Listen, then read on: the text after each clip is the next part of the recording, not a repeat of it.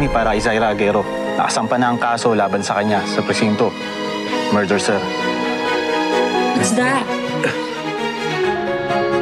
Ebidensya. Iyo yan. Noon pa hawak ng mga pulis. Sumuko ka na, Zaira Aguero! Oh my God. Kawawang Z. Mabubulok na rin pala siya ngayon sa kulungan. Something's telling me it's not Z. What if ikaw na lang kaya ang umako? You keep on joking about everything. Baka naman ikaw. Hello. Ari, Ipit na ipit ako sa sitwasyon ko ngayon, Gov. Pasensya ka na.